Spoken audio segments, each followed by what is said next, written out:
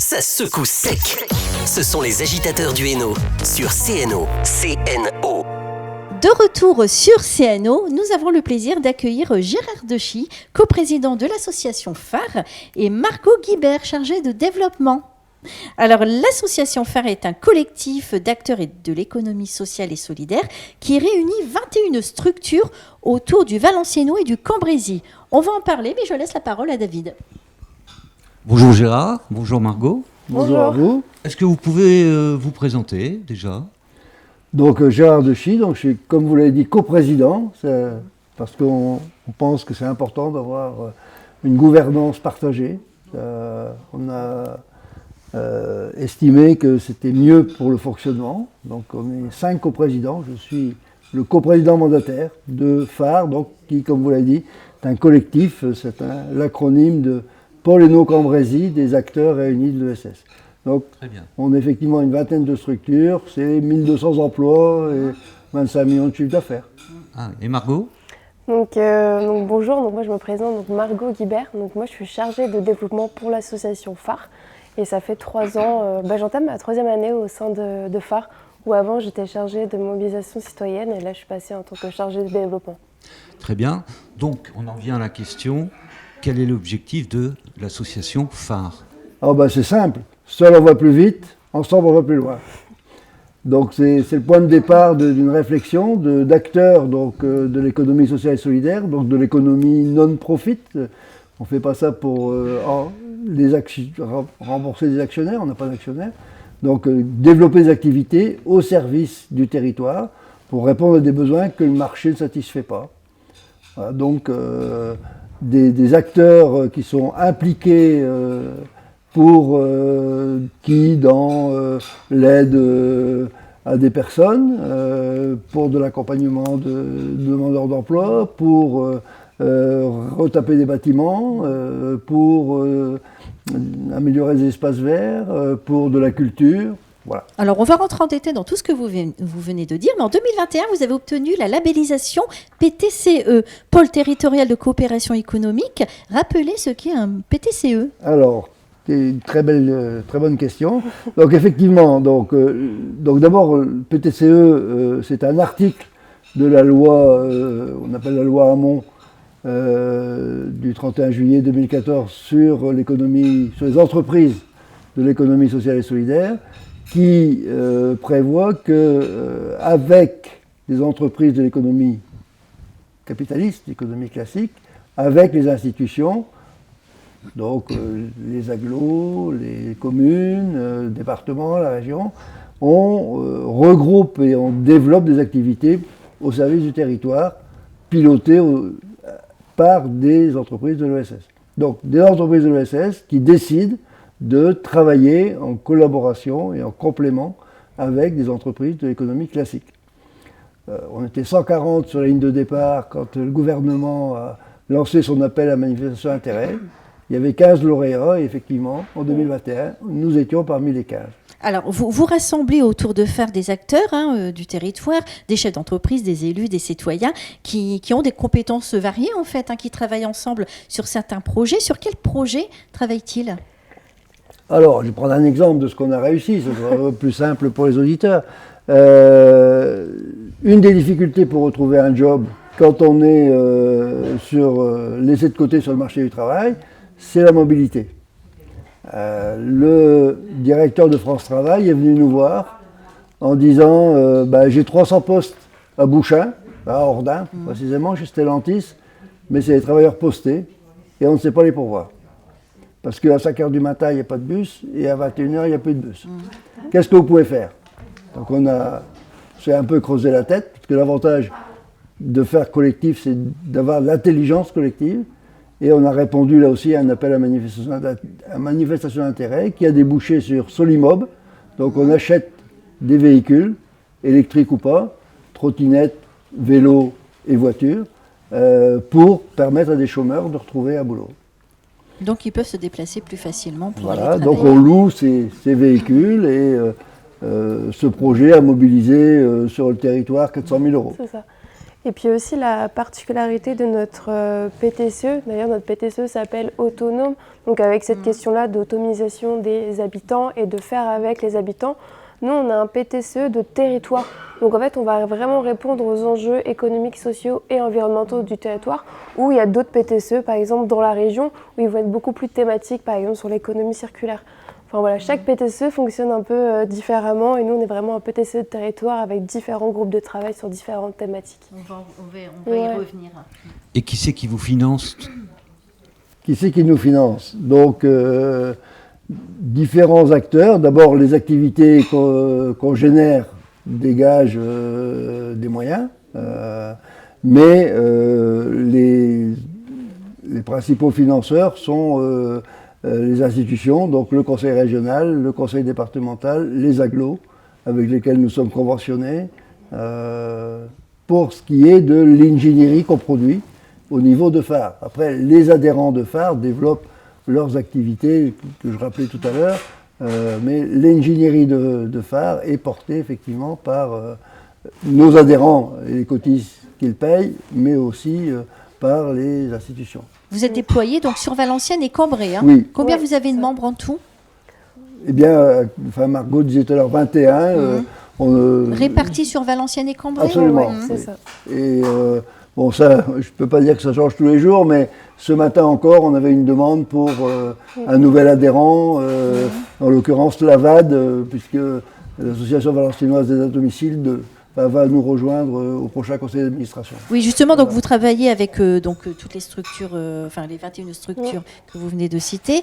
Il y a des lieux culturels, j'ai vu des auto-écoles solidaires aussi. Oui, exactement. Qu'est-ce que c'est que des auto-écoles solidaires? Ah, très bien. Alors, l'auto-école solidaire permet à des personnes, par différentes techniques, alors, notamment celle de prêt de l'employeur, par exemple, d'obtenir le permis de conduire. Grosso modo, on vous donne un job, et en même temps qu'on vous donne un job, on vous fait travailler quelques heures de plus par semaine, qu'on laisse dans une cagnotte et qui vous permet de financer le permis à un taux moindre que dans une auto-école standard, parce qu'il y a aussi des aides de France Travail, par exemple, pour permettre aux personnes d'aller vers l'emploi grâce à cette aide. Oui, c'est une très belle initiative. Oui, c'est ça. Et donc, en fait, vous essayez de comprendre comment travaillent toutes les structures avec qui vous êtes affiliés et comment elles peuvent œuvrer, en fait, et contribuer à l'essor du territoire.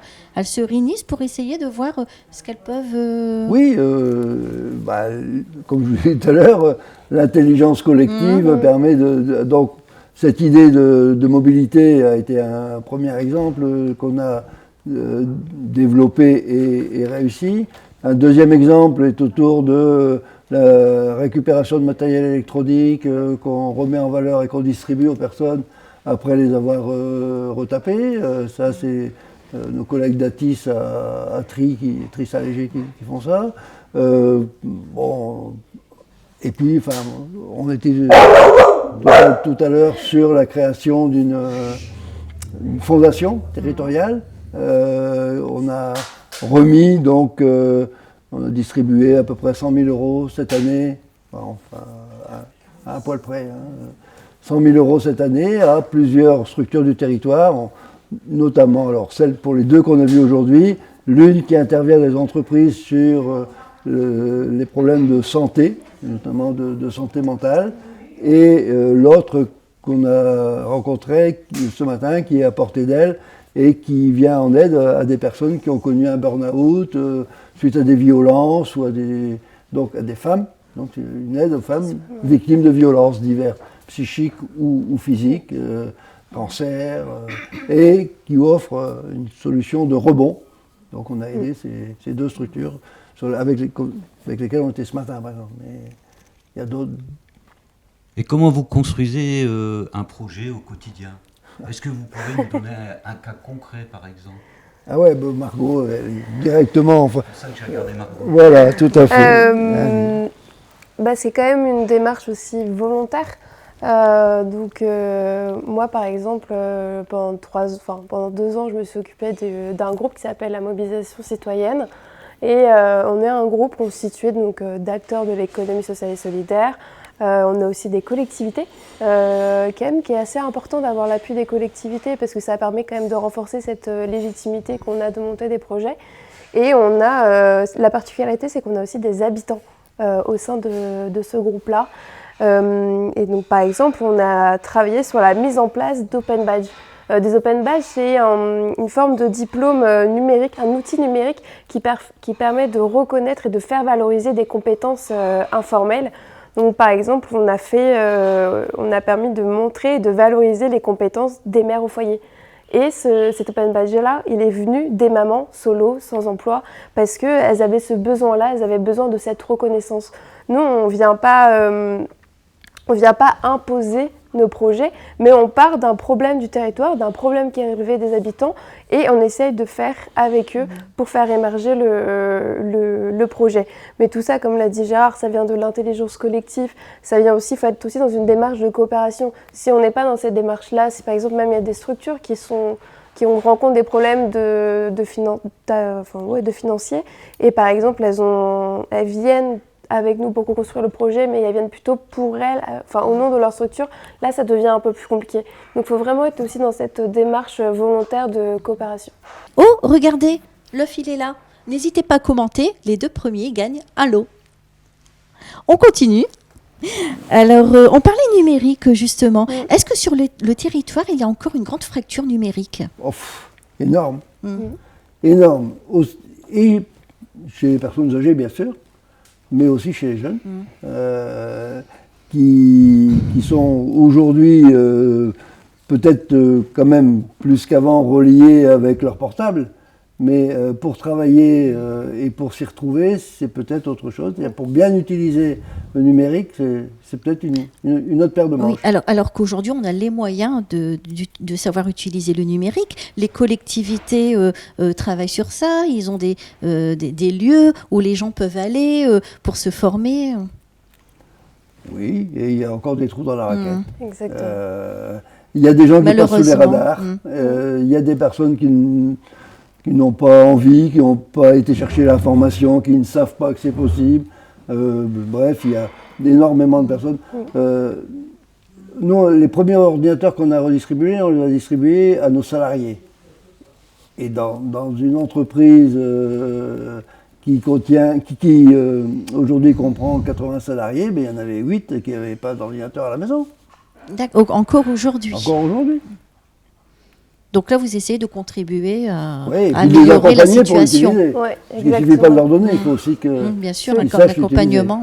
Parce que du coup, en fait, la filière de reconditionnement qui a été mise en place, donc on a travaillé avec ATIS, qui est un chantier d'insertion, et aussi on a travaillé avec la Porte du Hainaut, qui a un gros projet autour du numérique et notamment de lutter contre l'illettrisme et aussi contre les fractures numériques.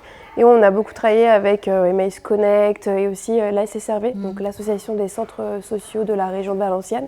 Et en fait, l'objectif, c'était vraiment de récupérer les ordinateurs, de le réparer. Et après, en fait, on va cibler les personnes qui sont en insertion très éloignées de l'emploi pour faire une redistribution. Et une fois qu'elles ont eu l'ordinateur, il y a des formations autour du numérique pour les sensibiliser, leur apprendre à comment envoyer un mail, comment y répondre. Voilà, vraiment utiliser les bases pour utiliser. Et pouvoir être autonome une fois exactement. chez eux, en fait.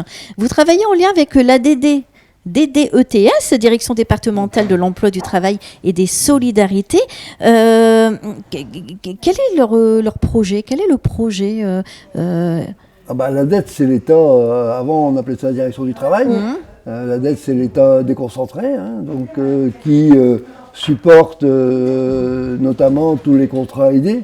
Donc, c'est le principal financeur de l'insertion par l'activité économique, puisque c'est eux qui ont les cordons de la bourse pour délivrer les postes liés à cette insertion par l'activité économique dans les différentes structures, que ce soit chantier d'insertion, entreprise d'insertion, entreprise d'intérim d'insertion, enfin bref, il y a différentes possibilités en termes de statut juridique qui sont appuyés, qui permettent d'avoir, une fois qu'on a l'agrément, d'avoir droit à ces contrats aidés, pour remettre, en fait, pour accompagner des personnes vers l'emploi. Justement, quels sont les métiers d'avenir sur le territoire ? Les métiers d'avenir. Est-ce qu'il y en a déjà? Il y a des métiers, s'il y a un métier d'avenir, c'est un métier qui a un emploi, il y a effectivement de la demande aujourd'hui, mais je veux dire, le territoire n'est pas différent des autres. Il y a des besoins dans l'automobile, j'en parlais tout à l'heure, il y a des besoins dans les services à la personne, énormes. Il y a des besoins dans l'hôtellerie-restauration, énormes. Mais je veux dire, aujourd'hui, c'est des secteurs, il y a des besoins qui vont être liés aux aménagements comme le canal Seine-Nord. Il va falloir effectivement des personnes pour accompagner le tracé du canal. Bon, et puis, bien sûr, avec les entreprises qui arrivent autour de la logistique, il y a d'énormes besoins sur la logistique. Ça va vraiment être propre à chaque territoire et à chaque quartier. Par exemple, on a un de nos adhérents qui s'appelle la Baraque à Job, qui fait partie du dispositif Territoire zéro chômeur de longue durée. Et en fait, ils ont mis en place une épicerie solidaire, une ressourcerie friperie. Et c'est vraiment parti en fonction des besoins du quartier, quoi. Donc en fait, ça va vraiment dépendre du quartier ou du territoire. Est-ce que sur Valenciennes et Cambrai, il y a les mêmes besoins et les mêmes problèmes, j'ai envie de dire? Non, ce sont effectivement deux arrondissements de nature différente. Avec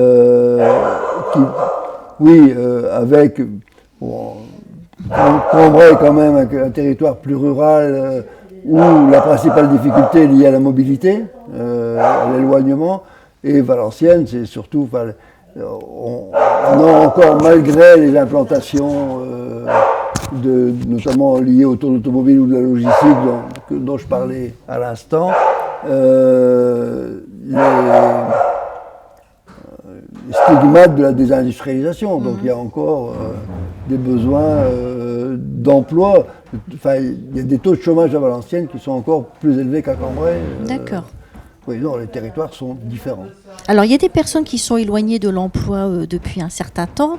Est-ce que vous les aidez à reprendre confiance en elles, à essayer de les valoriser Alors, ça, c'est beaucoup le rôle de nos adhérents qui font cette passerelle-là et ce cheminement-là avec les personnes éloignées de l'emploi. Parce que pour reprendre une vie active, il faut... Voilà. Ouais. Et phare, depuis 2 ans, on a mis en place l'animation d'ateliers théâtre, notamment dans le cadre du groupe Mobilisation citoyenne dont je vous évoquais tout à l'heure. Et en fait, ces ateliers-là, ils sont nés du Forum permanent de l'insertion du département du Nord, qui s'est arrêté. Mais du coup, on a fait le choix quand même de poursuivre parce qu'on a vu quand même une forme d'évolution. Et en fait, ces ateliers de théâtre avaient pour but de reprendre confiance en elles, de développer les compétences autour de l'emploi, mais aussi surtout de créer du lien social. Et une des premières choses importantes dont on a pu remarquer, c'est qu'elles puissent avoir aussi un espace d'écoute.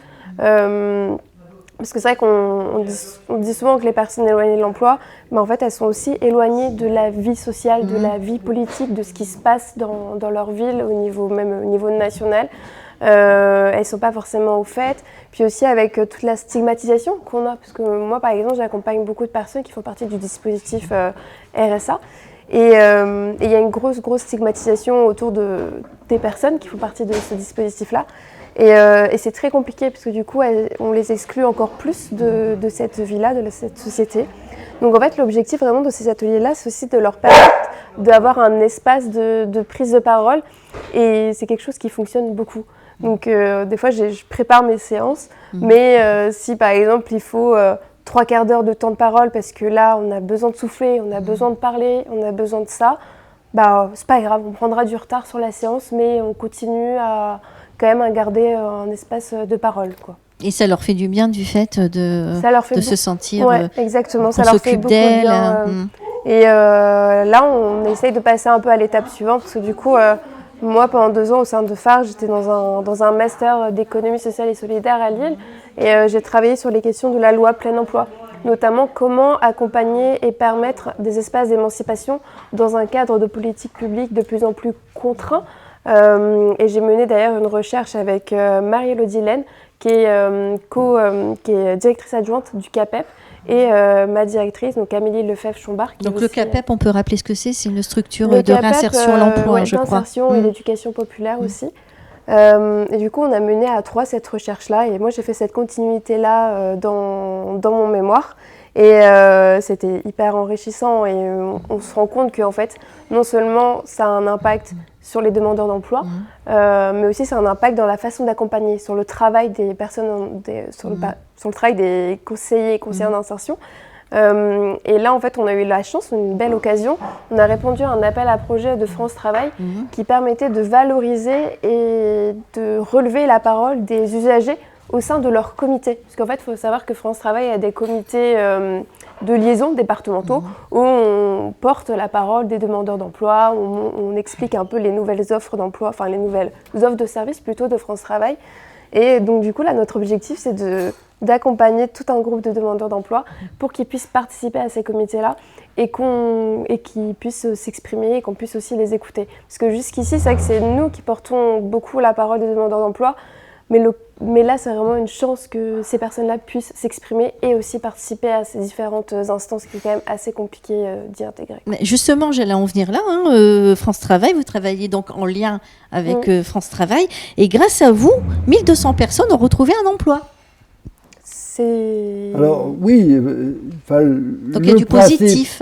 Comment ? C'est du positif. Ah oui, non, mais bien sûr, sinon on ne serait pas motivé si ça ne marchait pas.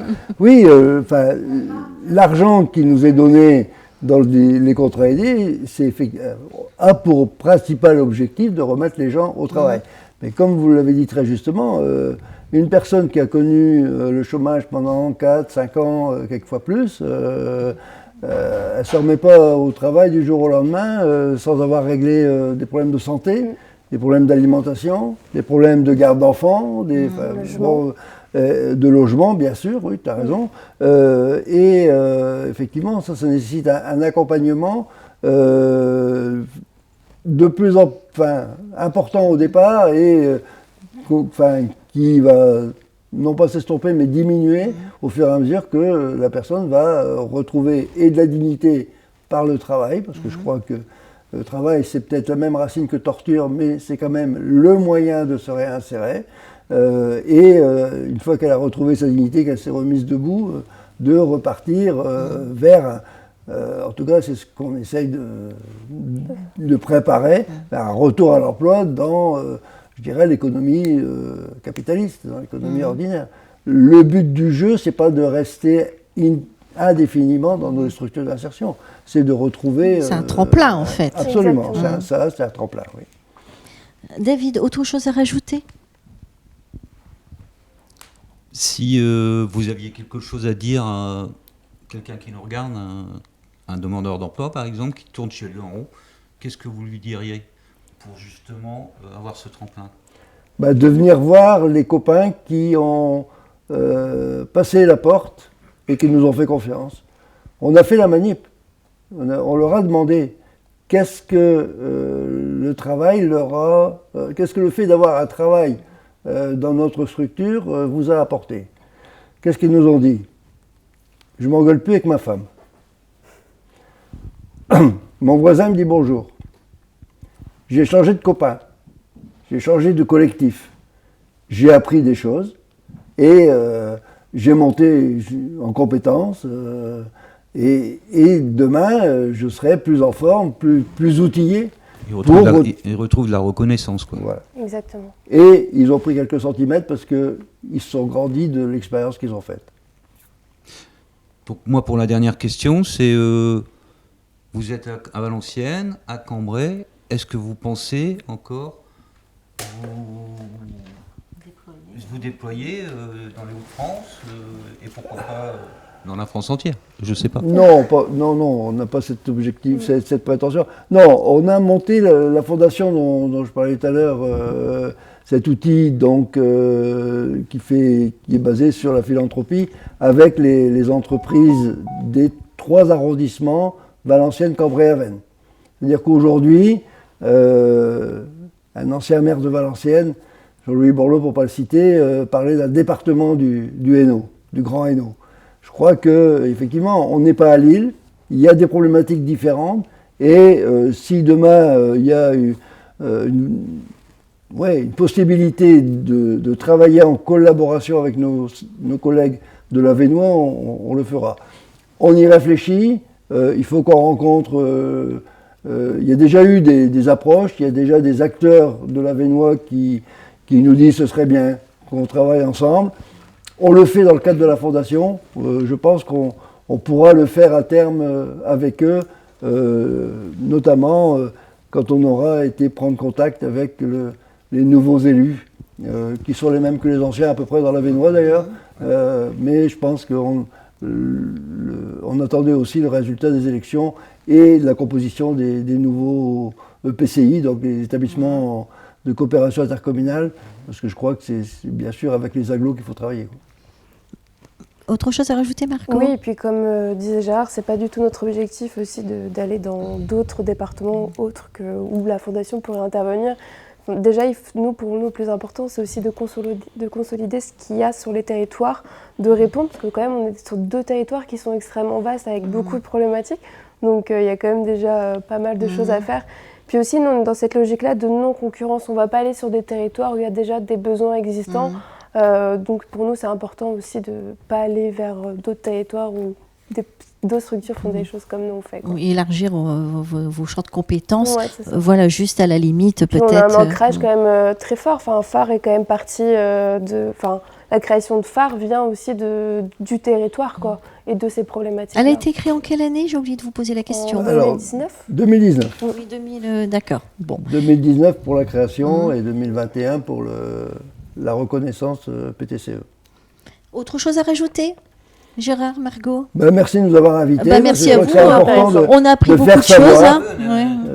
On a appris beaucoup de choses. Moi, je voulais vous remercier, Gérard, et merci Margot de Merci, c'était un plaisir. cette intervention qui était très intéressante. Voilà. Merci à tous les deux. Merci. Bonne continuation, c'est très utile ce que vous faites. On marque une pause et on retrouve Christophe Taillé juste après. On se transporte à la Tour au chocolat. Ça secoue sec.